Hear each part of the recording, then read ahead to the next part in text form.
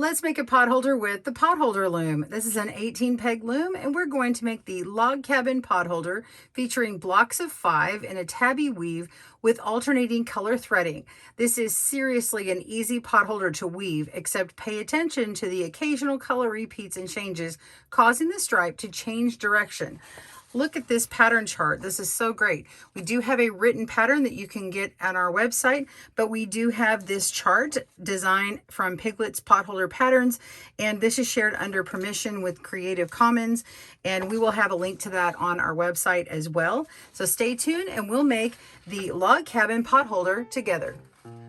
Welcome to Good Knit Kisses. We're all about helping you stitch your love and love your stitches. This pattern has written instructions and links to right and left-handed video tutorials for your convenience, as well as a link to the chart that we referred to in this pattern. So visit our link down below in the video description to our blog. If you'd like to purchase an ad-free version, you can get that on our website for a discount, or you can get it on our Ravelry and Etsy stores that we will link to in that blog. We will also not be publishing that Creative Commons chart, but we will have a link to it for your convenience, and there will be a link in our PDF as well. We have the fully written instructions for each pattern that we do in our potholder series, so we have links down below to more of these potholders. Again, those right and left-handed videos, you can find the links down below. All right, so you're going to grab your materials. We've got our loom with 18 pegs. If you want a weaving tool or crochet hook for the end, you can certainly do that. And then I have my loops here. We've got color A and B. Color A, you're going to want 20 loops, and color B, you're going to want 16 loops. I'm using a coral color and a green. You can use whatever colors you want. I suggest a complementary scheme or contrasting to really show off those color blocks for the log cabin. You could even use, browns and creams if you want. So I'm just doing something more colorful today. All right, we're going to begin with our warp, which is the vertical section here. You're going to put all of those on first and then begin your weaving. So we're going to do it in this pattern here. Just go to color A, which has more loops, and we're going to skip the first peg and we're going to lay it on pegs 2 and 4. So skip one after that, go on 4, and then we're going to lay on 5 and 7. So the very next one is 5, skip the 6th, go to 7. Pause your video and speed up or slow down if you need to with those controls. And then we have 8. So this was 7, skip 1, and 9. Okay, so we're actually going to, so I did 7, sorry, skip 8, and we're going to go to 9. So we've got 2, 4, 5, 7, and 9. And we're going to do 10 and 12. So the very next one is 10, skip 1, and go to 12. And then we have 14. So skip the next one and go to 14. Do the one next to that, which is 15. And we're going to skip the 16th, and we're going to go to the 17th. And that completes color A on our warp. All right, so set those aside, and we're going to go with color B on the remaining pegs. That's going to be on pegs 1 and 3, 6, and 8, 11,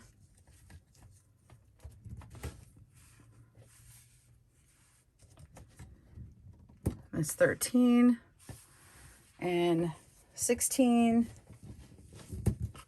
and 18.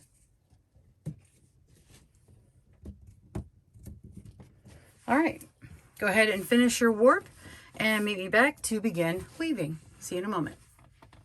Row 1, we're going to begin with color B. So this is the green color here, and it's the same one that you had on 1 over here. So 1 and 1 are the same.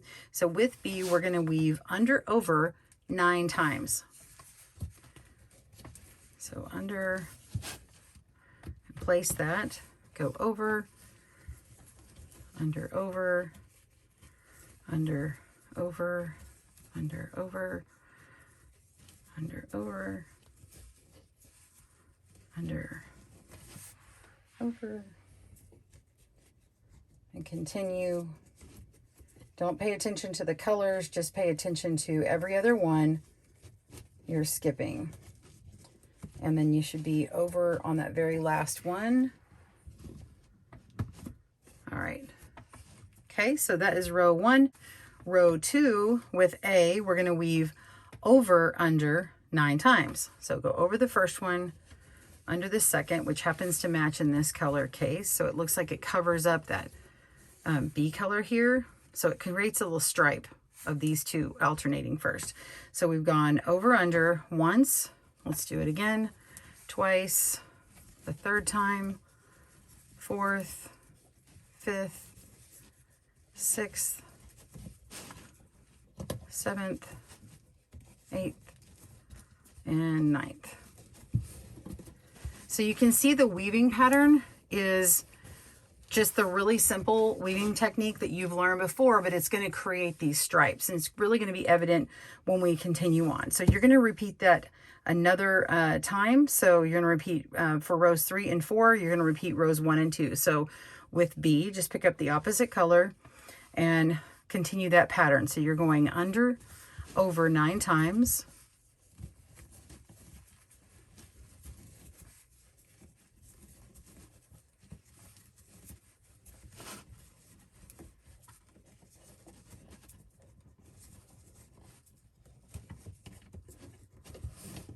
Place.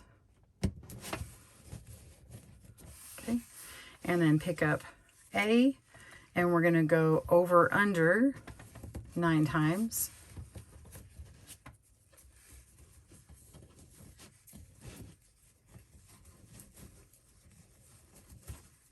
So far the stripes we're making are horizontal.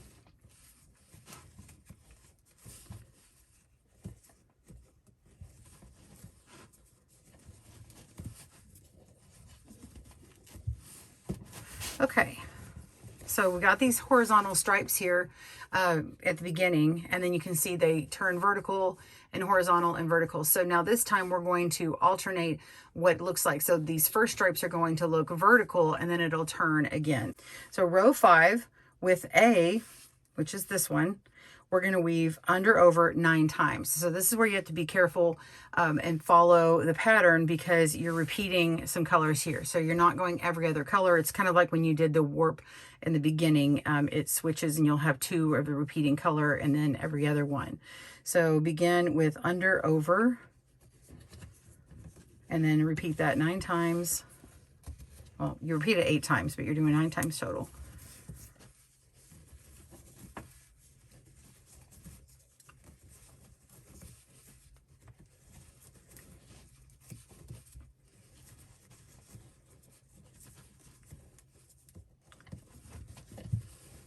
All right, and then now we're going to go with the opposite color. We never repeat 2 of the same color at the same time. So now I'm going with color B, and we're going to weave over under 9 times.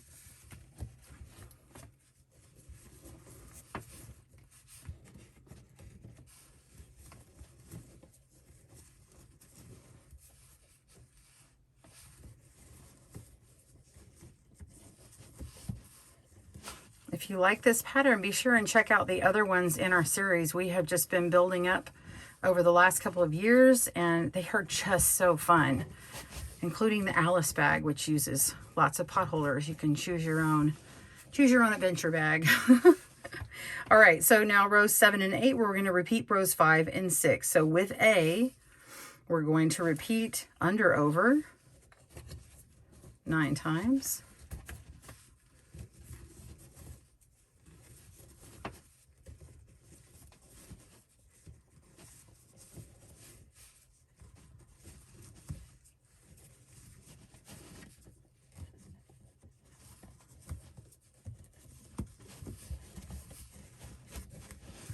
And with B, over, under 9 times.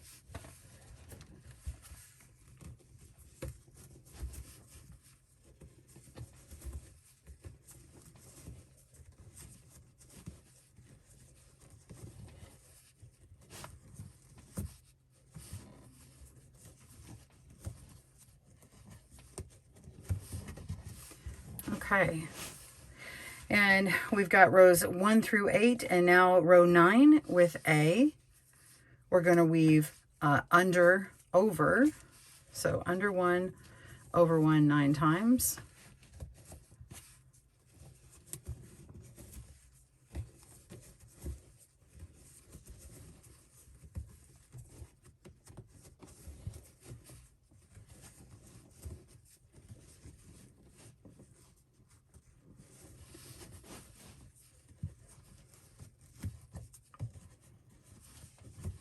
Okay, and you can see that we completed that vertical section there.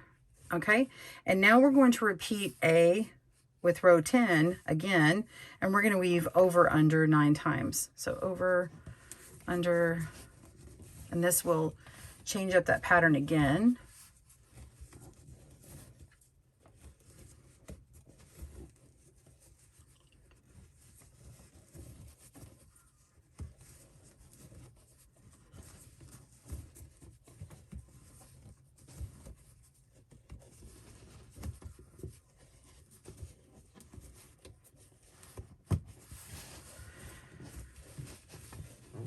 Okay, now that is the full pattern.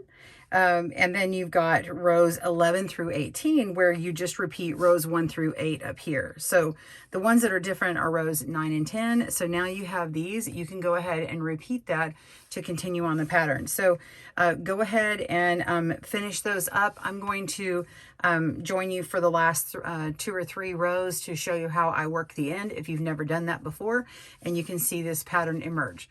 All right, so I'll start us off again. So row 1, you would begin with B, and you're going to weave under, over 1 time, under, over, and repeat. Okay. There we go. All right, so pause your video and keep working on that. I'll meet you back for the last couple of rows. See you in a moment. All right, I'm on the last 3 rows and I've already begun this row here, and we're on row 16, and you can see that I've already got a few on here, and I was just holding it over to the side. So if this is the first video you've seen with me, you won't know that I do this, but I'm going to show you what I use the crochet hook for. It gets really tight down the end, and it might have gotten tight here, and maybe your paw is there because you want to see what I do. So whenever you want to go under some here, you can just simply estimate where they're going to be. So I'm going to pick up this stitch because I'm going to go under it, this stitch going under that, and this one. I'm going to get 3 at a time. You can try it first by just doing 1 at a time, like this. Pick it up, move it over, and let it hold on the opposite peg, and then place this warp back down. Then you pick up your weaving and do it again. So I'm going to do 3 at a time here. So I'm going to pick up 1, 2, make sure I don't get the other one, 3, and hold it back, and then lay down the weaving on the right peg here, and then place the warp back down. Okay, and you just have a few more left. You're just going to pick that up and pick up the last couple, which is the very last stitch and the third from last, and lay it down. And then that row is complete once you've laid those on. And now we have 2 rows left. So I'm going to grab my A. You can see I don't have very many left here. I'm going to begin going underneath this first one. So I'll grab 2 or 3. Sometimes in the beginning, I'll just grab 2, hold it back, get that first one on there. And it's pretty loose. You don't have to go to the end, but you can. And then lay them on there, especially if you feel like you need 2 hands at a time. Okay, so I'm just going to continue doing that. Now that you understand what we're doing, I don't think I need to continue to show you all of this, but I just wanted to show you a few times in a row what I do. So go ahead and finish out your rows, and I will help you take this off of the loom. Pause your video, and I'll see you at that point. See you soon. Well, now you're ready to bind off, and I've got mine complete. It just looks so fun. I can't wait to get this off of the loom. So if you haven't been to my videos before, I start by going all the way over here, and we're going to go across this top row and go all the way down using a crochet hook, and we're just lifting one over the other.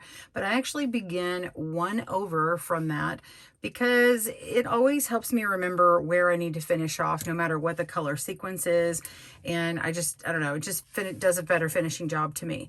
Choose wherever you like to start. I start at the corner. So I'm going to start over here, pick up that green,